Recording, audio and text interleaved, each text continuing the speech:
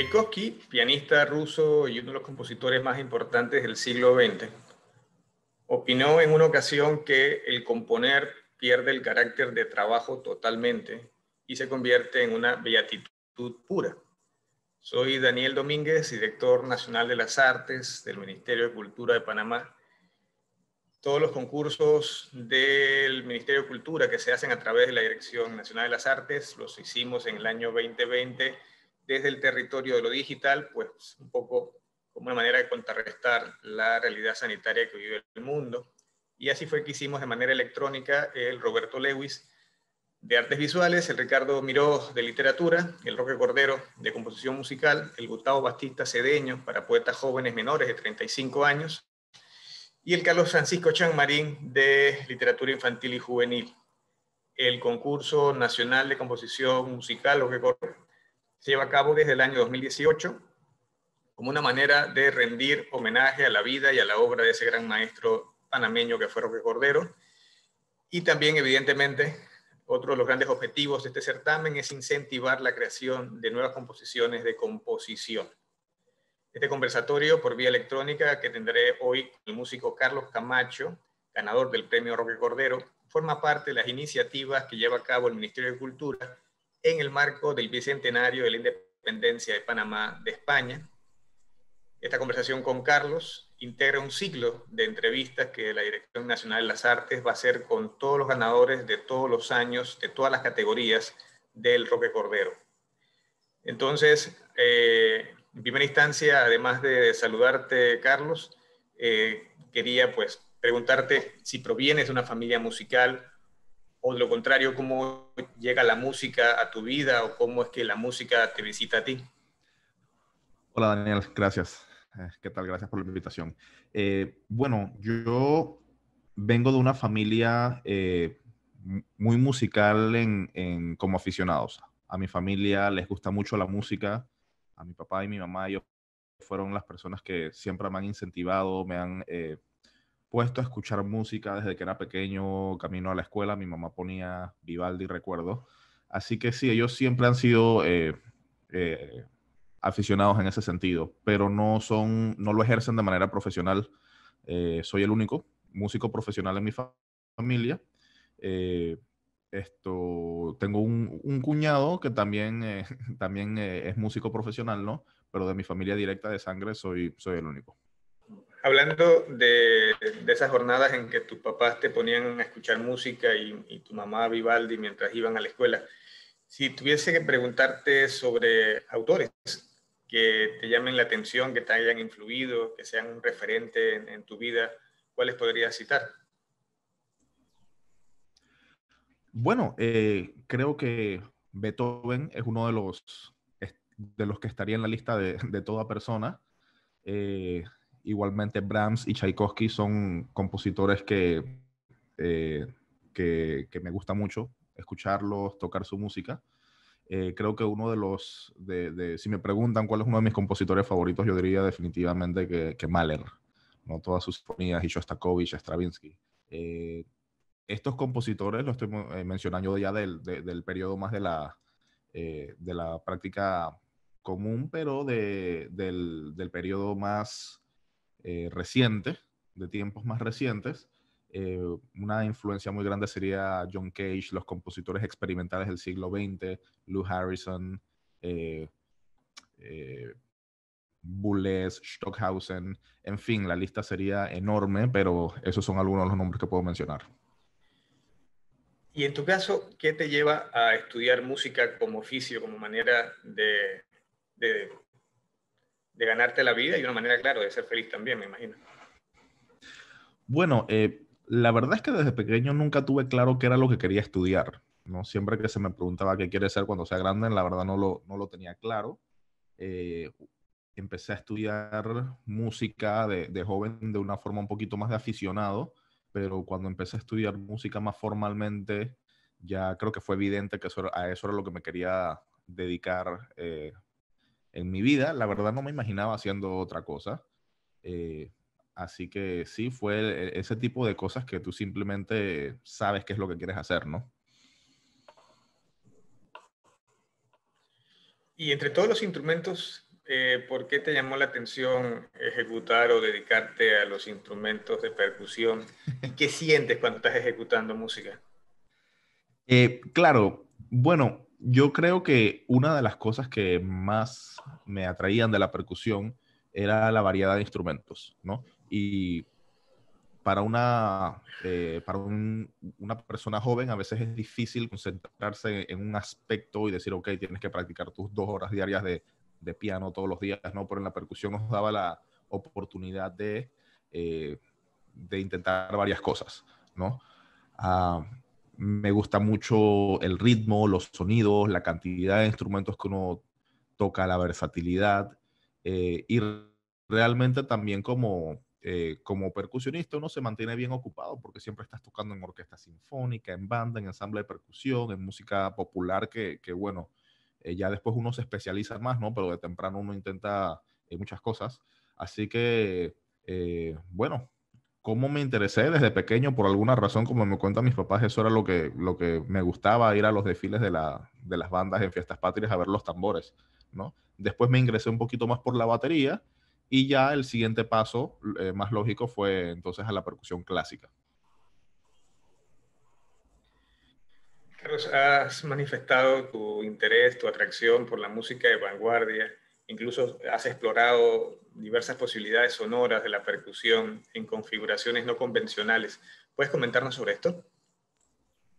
Sí, yo creo que para los percusionistas es un poquito inevitable explorar lo que es la música de vanguardia. Muy poco lo hacen los otros instrumentistas como los violinistas, los pianistas, los chelistas, porque, bueno, tienen siglos de música escrita y acumulada en la literatura para esos instrumentos y no puedes ni siquiera culparlos, ¿no? Porque si trataran de tocar todo el repertorio que existe, no terminan nunca, ¿no? En el caso de la percusión se mantuvo siempre como un instrumento acompañando en la parte trasera de la orquesta, tocando las obras monumentales, orquestales que estuvimos mencionando anteriormente, pero realmente no se explotó como un instrumento protagonista sino hasta mediados del siglo XX, ¿no? Entonces, cuando ya se están realmente definiendo los programas de percusión a nivel de conservatorio universitario, que uno de los requisitos es un recital de graduación. Inclusive en el siglo XX casi no habían obras para que se pudieran tocar en un recital, ¿no? Se empezaron a escribir obras en el siglo XX y bueno, en el periodo de los 60, habían, qué sé yo, en un solo recital podías tocar todas las piezas existentes, ¿no? Así que, resumiendo, tenemos muy poco todavía, bueno, ya existe mucho más, pero en comparación a los demás instrumentos tenemos muy poca música existente. Y realmente los compositores del siglo XX, que son los acreditados por crear un repertorio de la percusión como para protagonista, ya sea a nivel de solista o de música de cámara, bueno, es lo que tenemos disponible, pues. Así que de una forma u otra vas a tener que estudiar algo de ese repertorio.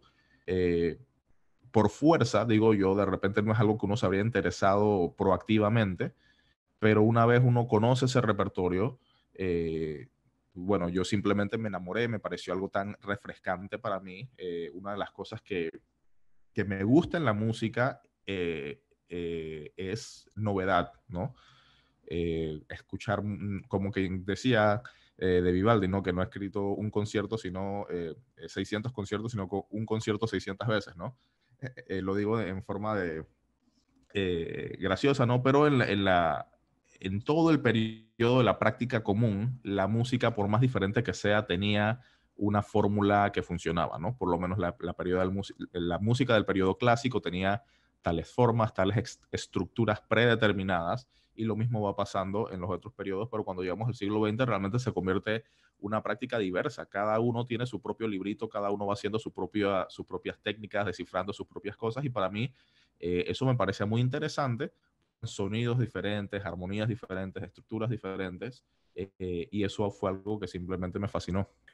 Carlos Camacho cuenta con títulos en percusión a nivel de licenciatura, maestría y doctorado del Sam Houston State University, del Carnegie Mellon University y del University of Cincinnati College Conservatory of Music, respectivamente. Carlos además es profesor de percusión y director de la Escuela de Música de la Facultad de Bellas Artes de la Universidad de Panamá. Antes de su nombramiento en la Casa de Méndez Pereira, también ejerció como docente en la Ohio Wesleyan University y en la sección preparatoria del Cincinnati College Conservatory of Music. Carlos, lo que quisiera preguntarte es, ¿cómo ha sido para ti de enriquecedor esa experiencia de ser profesor y de compartir tus conocimientos con tus alumnos? Bueno, eso fue algo que siempre me gustó también desde que empecé con la música ya de una forma más seria, incluso cuando me fui a estudiar a los Estados Unidos por necesidad, por fuerza, porque esa carrera, la carrera de percusionista en Panamá no existía hasta muy recientemente, así que tuve que salir a prepararme afuera. Pero de todas formas, yo cada vez que regresaba a Panamá, entonces me mantenía en contacto con los estudiantes de acá, hacíamos clases, hacíamos clínicas y ayudaba a muchos de los estudiantes que también estaban tratando de aprender percusión. Eh, Empecé posteriormente a dar más clases privadas, pero mi primer trabajo formal como educador, bueno, fue en el Conservatorio de Cincinnati, cuando yo era asistente en el conservatorio, así que yo le daba clases de percusión a estudiantes de educación musical. También inicié a colaborar y trabajar en la sección preparatoria, como lo dijiste, que es una sección de la comunidad, de estudiantes de la comunidad, ya sean mayores o menores, pueden ir a estudiar música. Esto no de una forma por una acreditación, pero sí como a un nivel no de afianzamiento. Así que también estuve trabajando con gente joven en ese sentido. Y entonces fue cuando logré conseguir mi primera posición como profesor universitario en Ohio Wesleyan, que ya eso era una experiencia totalmente diferente. Estás entrenando ya a personas no solamente a aprender a tocar un instrumento, sino a ser profesionales del instrumento, ¿no? Así que eso fue una experiencia muy enriquecedora para mí. Y la verdad, muy afortunado por haber tenido la oportunidad de ser asistente en el conservatorio de Cincinnati, ¿no? Porque ya uno ha tenido esa experiencia con algún asesor que te comenta y te ayuda sobre cómo se tienen que dar las clases, que se tienen que impartir. Incluso algunas de las clases yo las daba con el otro asistente y las dábamos juntos. Así que tener esa experiencia de hacerlo conjuntamente y ya al tener mi primer trabajo uno se siente totalmente eh, con confianza para hacer el trabajo, ¿no? Así que estuve en Ohio Wesleyan por 2 años, además de estar participando como instructor en festivales, de estar asistiendo a eventos como músico invitado en diferentes instituciones. También con la Orquesta de las Américas hacíamos varias giras, una en Corea del Sur, una por todo Centroamérica, donde hacemos conciertos, pero aparte de eso, lo que hacemos es visitar todas las escuelas, todas las ciudades, los programas de música e impartir clases. Así que yo sí estaba muy involucrado en la educación en ese sentido, ¿no? A nivel como invitado en momentos puntuales, pero ya como un instructor formal, ¿no? Son estas momentos que te estoy indicando. Así que bueno, ya para toda persona joven tratando de iniciarse en el mundo académico, bueno, el paso que sigue es buscar ese trabajo de tiempo completo, ese trabajo, ¿no? Las plazas son muy pocas. Realmente ganarse una posición de universidad sin tener un doctorado, porque mi primera posición me la gané sin tener el doctorado todavía, es muy inusual, muy raro. Así que me siento muy afortunado de haber tenido esa oportunidad. Y bueno, el siguiente paso fue aplicar a otros programas, ¿no? A las posiciones que salieran.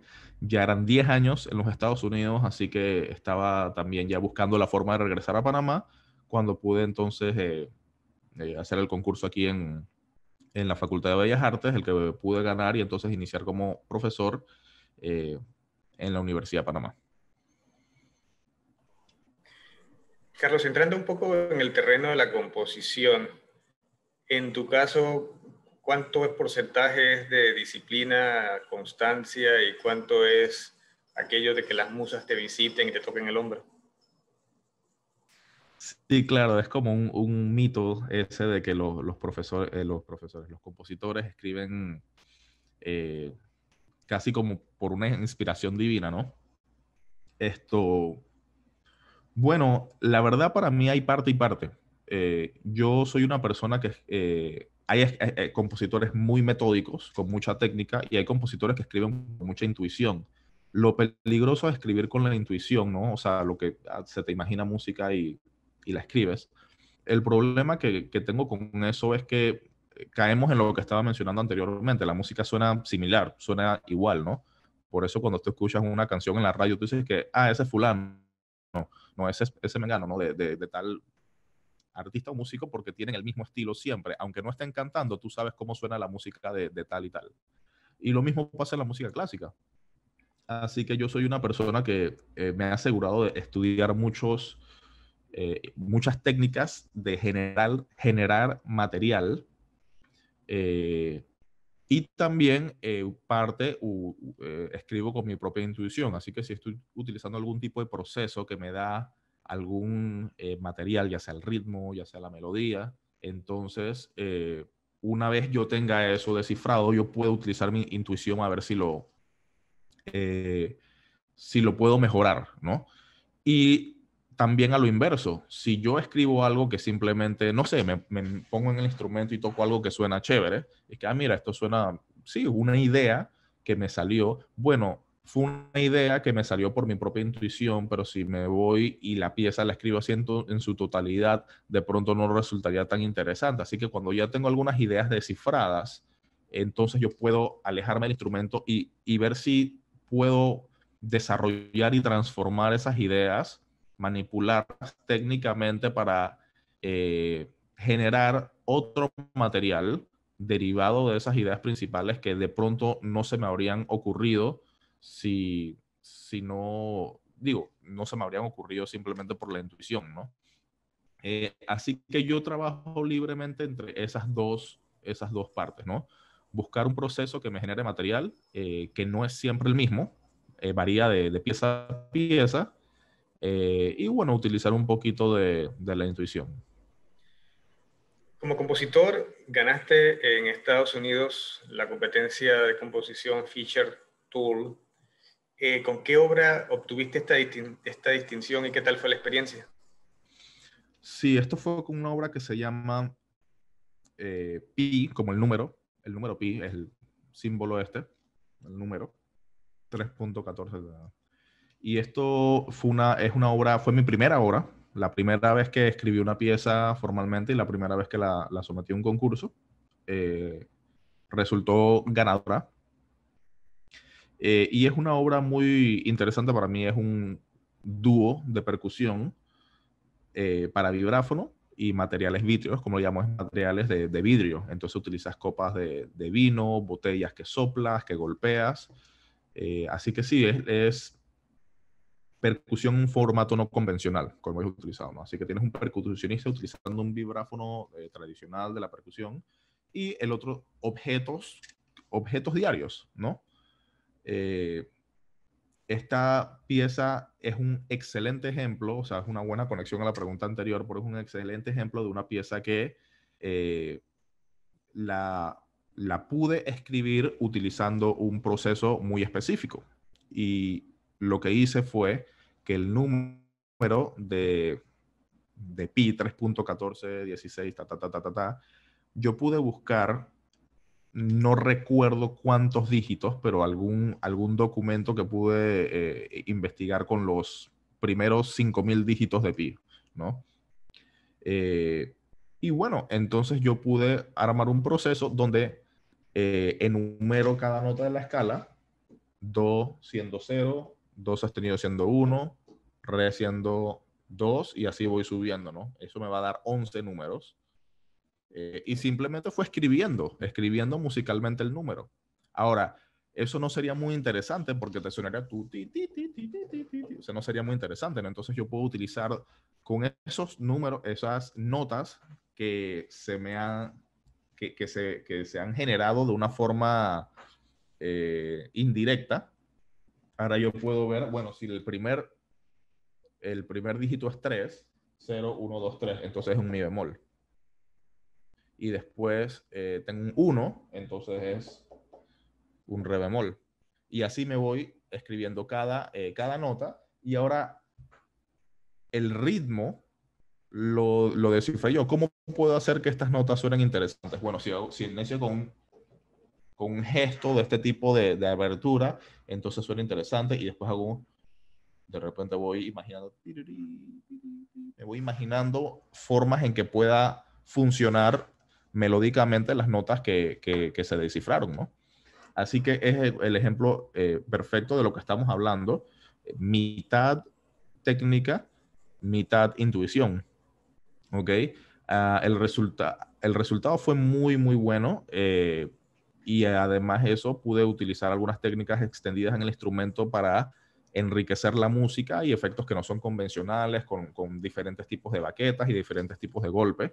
Así que sí, es una pieza muy interesante y bueno, quedé muy, muy contento. Fue el primer intento en escribir una pieza formalmente y bueno, creo que a las personas le gustó porque resultó ganadora y siempre que se ha tocado hay muy buenos comentarios sobre ella. El interés de Carlos por la música contemporánea lo ha llevado a colaborar con un gran número de compositores nacionales e internacionales, lo que ha dado como resultado piezas escritas específicamente para él. ¿Puedes hablarnos un poco sobre ese tipo de colaboraciones? Sí, claro. Bueno, como te mencionaba anteriormente, hay muy poca música escrita para la percusión. Y cuando tú quieres tocar un recital, un concierto, eh, que puede ser con otro instrumentista, con compañeros, con amigos, muchas veces no hay suficiente música. Es muy difícil conseguir piezas. Pareciera que no, pero todavía lo es difícil. Existen muchas piezas ahora para la percusión, pero si yo digo que voy a hacer un recital de percusión y trombón con mi amigo a tocar a dúo, no hay muchas piezas. De las que hay, bueno, tienes que ver si funcionan juntas en un programa, tienes que ver si te gustan en primer lugar, porque muchas piezas no sean realmente el estilo que te gusta. Así que tener un repertorio completo a veces es un poquito diferente. Y entonces, bueno, te da las siguientes opciones. Puedes eh, componer algo tú, puedes arreglar algo, o sea, puedes arreglar algo existente ya de la música en la literatura para otra configuración y lo arreglas y lo adaptas para lo que tú quieres, o puedes encargarle a alguien que escriba una obra nueva, ¿no? Entonces, las tres formas son métodos muy buenos que contribuyen entonces a incrementar lo que es la literatura.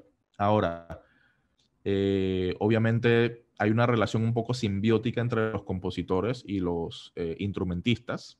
Los compositores necesitan gente que toque su música, los instrumentistas necesitamos que nos escriban música muchas veces, así que uno estando en un ambiente académico, musical, inclusive yo desde joven en la universidad que estaba estudiando, bueno, habían compositores que ellos tocaban, así como tú tienes que tocar conciertos, ellos tienen que componer y tocar un recital de su música, entonces los percusionistas siempre han sido muy cercanos a los compositores por esa misma razón de que no hay mucha música para la percusión. Nosotros estamos acostumbrados a tocar música contemporánea, así que estamos felices de colaborar con compositores.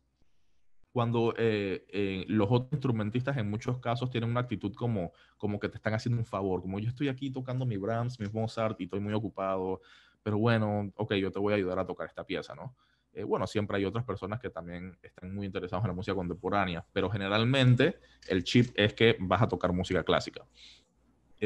Así que bueno, de temprano inicié con eso de los encargos, de las comisiones, compositores que escribían piezas para mí, estudiantes, amigos, profesionales, también una gira que hicimos a Panamá con uno de mis grupos de percusión. Vinimos a Panamá e hicimos clases maestras, clínicas, estudiantes, hicimos 2 conciertos, un concierto del grupo, donde hicimos varias piezas escritas para nosotros específicamente para ese ese concierto, una obra de Ricardo Risco que escribió para nuestro trío, y logramos también un concierto con la Orquesta Sinfónica Nacional, donde estrenamos el concierto para percusión y orquesta Tempo di Bembe de Emiliano Pardo Tristán. Así que, bueno, esos dos compositores panameños, otra parte de mi misión de incrementar la literatura para percusión es también incrementar la literatura para percusión de compositores panameños, porque realmente no existen muchas obras para percusión. Existe una obra de Roque Cordero, que es el Soliloquios número 4, que no está publicado. Existen algunas piezas, muy pocas, de Ricardo Risco. Existen algunas piezas, muy pocas, de Samuel Robles, que escribió anteriormente para el grupo de percusión Cincinnati, que son profesores mutuos míos y de Samuel. Así que, y ya, eso era todo lo que existía, ¿no? Como te lo mencioné, en el mundo antes habían unas 5 piezas. Bueno, en este caso, entonces, en Panamá estamos tan retrasados que habían unas 5 piecitas para percusión. ¿Ok? Entonces, bueno, parte de mi misión era eso, poder incrementar la literatura. Y es como un círculo vicioso, ¿no? Porque los compositores no escriben para percusión porque no hay percusionistas tocándolo. Y los percusionistas no tocan ese repertorio porque, bueno, porque no hay piezas, ¿no? Pero realmente en Panamá no han habido percusionistas que se dedican a la música contemporánea o que tocan como solistas o en música de cámara. La mayoría de los percusionistas están tocando en la orquesta sinfónica, en la banda municipal, me explico, en agrupaciones de ensamble mayor, que la percusión, como lo mencioné, tiene un papel un poco más de acompañante y de colores y de reforzar. Así que simplemente no habían percusionistas en Panamá tocando ese repertorio, percusionistas que se dedicaran a ser solistas, que incentivaran el crecimiento del repertorio. Así que esa fue parte de mi misión, encargarle a compositores de Panamá, y no solamente de Panamá, sino que después se expandió un poquito a compositores latinoamericanos. Así que he tenido piezas escritas por compositores de Colombia, de Venezuela, bueno, obviamente de Estados Unidos, porque era donde yo estaba, así que trabajaba muy de cerca con muchos compositores de Estados Unidos, tanto emergentes como compositores ya establecidos. Así que sí, eso ha logrado ya yo tener un repertorio personal. Para mí también era un poquito más interesante decir que, bueno, si yo toco un recital, este es mi repertorio, esto es lo que yo tengo que ofrecer para el público, para la audiencia, en vez de ir al típico concierto de música clásica que es en el recital de guitarra de nuevo, van a tocar, o de nuevo el Ragnar, no sé, son siempre las mismas piezas que uno escucha nuevamente. A veces un poquito nuestra culpa que la gente se aburre de ir a los conciertos de música clásica, porque son las mismas piezas todos los años, todos los recitales, ¿no? A mí, cuando yo voy a un recital de música clásica, me gusta escuchar música que yo no conozco y que, wow, esto es interesante. Por eso yo vengo a un concierto de música en vivo. Así que, bueno, esa es parte de la idea de la cuestión de las obras, ¿no?, escritas. Uno de los proyectos más grandes en los que he estado involucrado es un concierto para percusión y orquesta por Federico García de Castro, un compositor colombiano que estuvo radicado por muchos años en los Estados Unidos, director del grupo Alia Música, que era el grupo con el que yo tocaba en Pittsburgh. Y bueno, parte de la misión de ese grupo en Pittsburgh era precisamente promover la música de compositores de Pittsburgh. Bueno, Federico, bueno, con ese grupo estrenamos muchísimas obras, grabamos muchas obras, pero bueno, Federico me escribió este concierto para percusión y orquesta para interpretar con la Orquesta Sinfónica Nacional. Un concierto espectacular, no sé si lo recordarán, se hizo hace poco, el año pasado, en el concierto que hicimos con la Orquesta Sinfónica Nacional y El Pájaro de Fuego de Stravinsky, que era una cosa que no se tocaba en mucho tiempo, ¿no? Los conciertos, bueno, un concierto donde realmente se explota y se demuestra la posibilidad de ejecución. Es un concierto que, bueno, yo soy la persona que lo tocó, se escribió para mí. Existió mucho la colaboración entre el proceso de composición, probando cosas, intentando cosas, y la verdad es que ese proceso de colaboración ya a veces como que se ha perdido mucho. Los compositores como te escriben algo y te dicen tócalo, pero el proceso ese de decir, bueno, pero estoy escribiendo para una persona en específico, ¿no? Y esa colaboración es muy bonita porque eso es lo que hacían Haydn, lo que hacía Mozart, lo que hacía Rossini, cuando escribían para sus cantantes de sus óperas, sabían exactamente cuál era el rango y el registro de tal soprano, de tal tenor, y escribían exactamente para ellos, ¿no? Así que para mí esa colaboración y esa relación de compositor-intérprete es, bueno, es muy bonita, pues muy interesante. Así que bueno, esos son entre algunos de los de los ejemplos, de los casos que te puedo mencionar en mi trabajo con lo que son los encargos, con la comisión de obras. A veces uno piensa al público en general, inocentemente, que bueno, la música clásica, y voy a decir la palabra clásica por falta de un mejor término, ¿no? Porque música académica, música docta, como la quieras llamar, es música vieja, ¿no? Como que solamente tocamos música de gente blanca y muerta. Pero no es cierto, ¿no? O sea, hay mucha música moderna de compositores vivos y cuando yo hago un recital, rara vez hay alguien que esté muerto. La mayoría están vivos, la mayoría son compositores que están hoy día vivitos y coleando, como decimos, ¿no? Eh, Hay pocos compositores de los compositores importantes que yo me mantengo tocando su música. Me refiero importantes a los del canon musical, ¿no? Como John Cage, como Barés. Eh, Mayormente me mantengo hoy día tocando obras que han sido escritas para mí o compuestas por mí. En Panamá, Carlos obtiene en el año 2019 el Premio Nacional de Composición Musical Roque Cordero, que organiza cada año la Dirección Nacional de las Artes del Ministerio de Cultura, y obtuvo esta distinción en la categoría solo con la obra Pulsos para clarinete. ¿Puedes hablarnos un poco de cómo nace esta composición? Sí, tus preguntas son excelentes porque se amarran perfectamente con la anterior. Eh, Esta es una obra para clarinete solo. A este punto en mi carrera yo mayormente había escrito un poco para percusión y para percusión con otros instrumentos, perdón, y grupos un poquito más mixtos, ¿no? Pero un instrumento es una pieza para clarinete solo. Honestamente, yo no habría escrito esa obra si no habría sido porque alguien me la encargó. Alguien me pidió específicamente que escribiera esa obra, ¿no?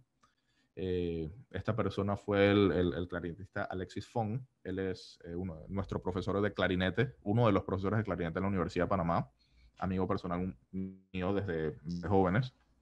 Y bueno, él similarmente hace un trabajo así con el clarinete, ¿no? Él toca mucho repertorio, bueno, obviamente siendo un instrumento que tiene esa tradición que mencionamos de años y siglos acumulados de repertorio, pero bueno, él sí tiene mucha experiencia tocando música contemporánea. Es uno de esos instrumentistas que tiene contacto con la música contemporánea. Y bueno, me pidió una pieza para clarinete solo. Así que así surgió la idea de escribir una pieza para pulsos, una pieza para clarinete llamada Pulsos. Y como el nombre lo indica, es una pieza que estaba inspirada por la idea. Ok, ese era un instrumento que yo realmente no podía tocar a ver cómo si me salía una idea. Yo no toco, así que totalmente tuvo que ser cabeza y lápiz. Y bueno, y un pianito para guiarme algo en unas notas, ¿no? Pero la idea surge de estos pulsos que a veces, y tempos, ¿no? Pero tempos simultáneos que estén pasando a la vez, que es fácil de lograr cuando tienes dos, tres, cuatro intérpretes, porque cada uno puede estar tocando algo, ¿no? Y mi idea era crear la ilusión de que habían varios tempos a la vez.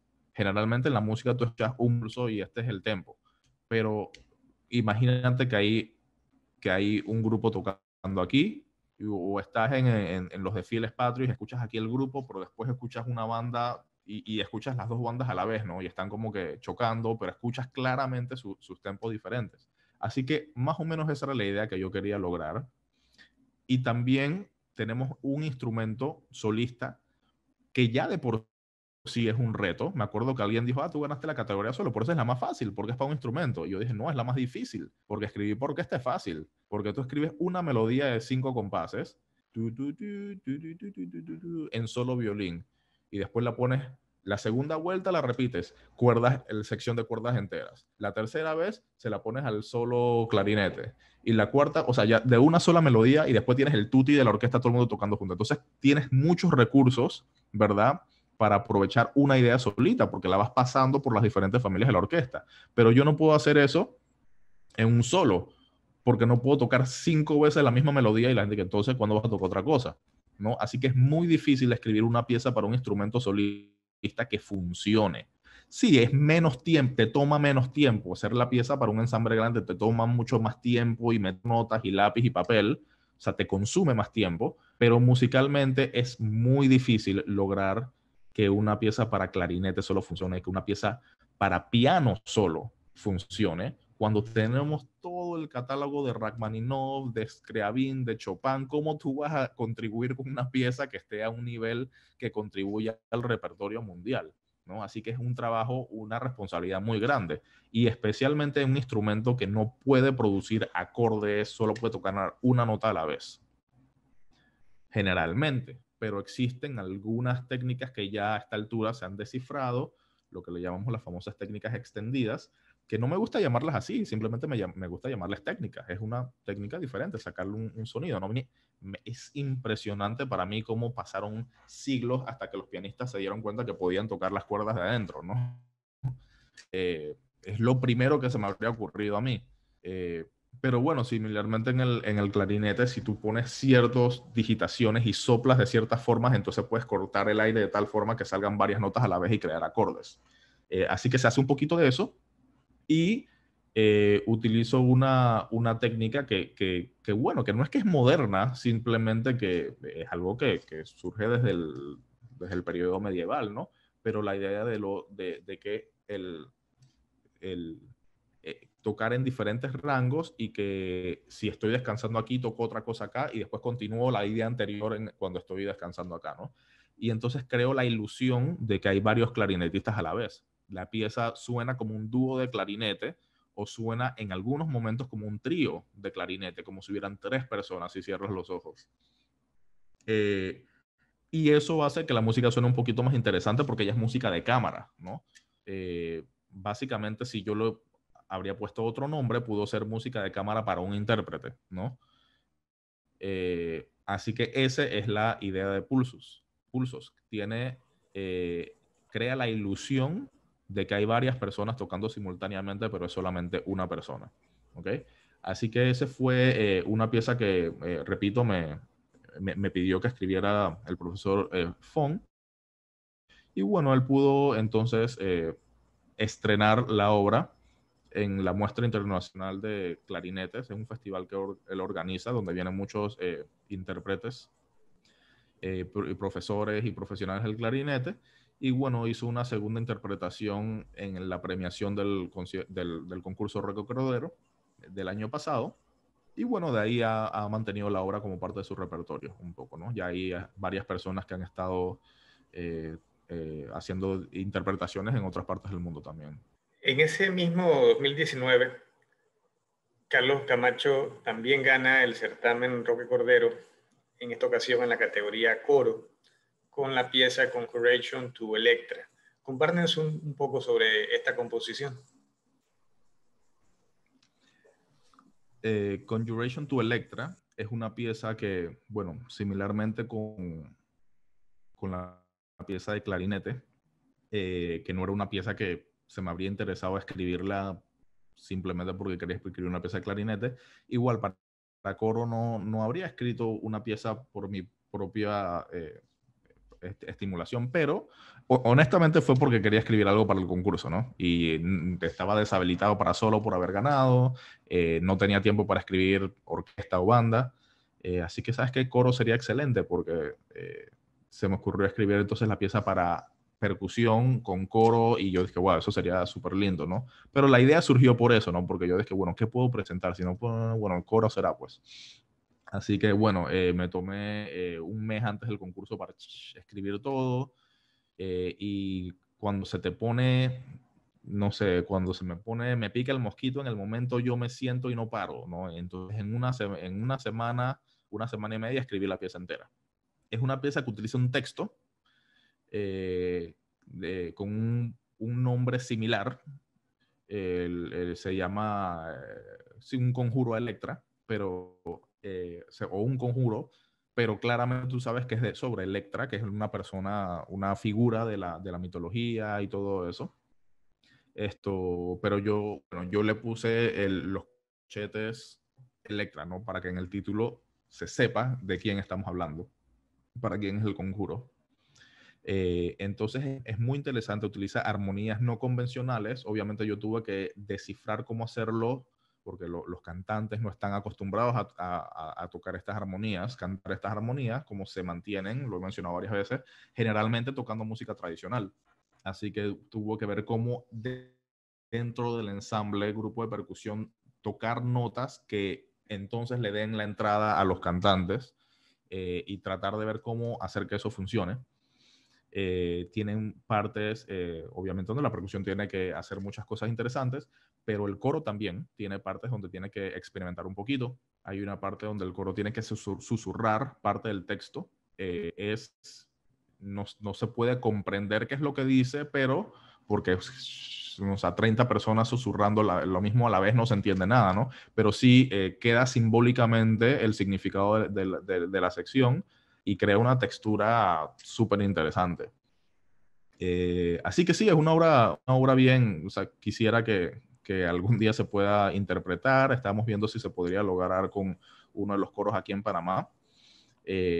Pero bueno, todo esto de la pandemia ha imposibilitado todos los programas y los proyectos de conciertos en vivo que teníamos planificados. Sí, eso es un poco sobre A Conjuration to Electra. Pues muchas gracias, Carlos, por tu tiempo. Ha sido un placer haber compartido contigo este rato para hablar de música y hablar de la vida.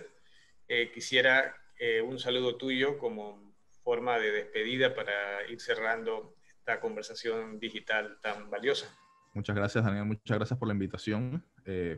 Gracias al Ministerio de Cultura por estar apoyando la música clásica, la música y específicamente la música de vanguardia, ¿no? Y el trabajo y el legado del maestro Cordero, que ha sido de una forma u otra una inspiración para todos nosotros, no solamente los panameños, sino para los compositores latinoamericanos y los compositores del mundo.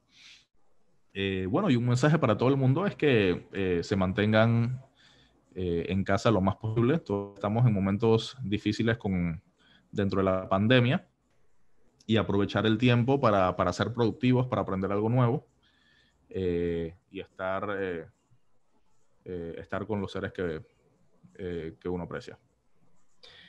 Y bueno, también una forma valiosa de invertir esa posibilidad de estar en casa es que nos acompañen a todos los conversatorios del resto de los vencedores de todas las versiones de todos los años del Roque Cordero, así también como los ganadores del Ricardo Miró, del Roberto Lewis, del Carlos Francisco Chanmarín y el Gustavo Batista Cedeño, que vamos a ir presentando a ustedes a través de nuestras redes sociales del Ministerio de Cultura de Panamá.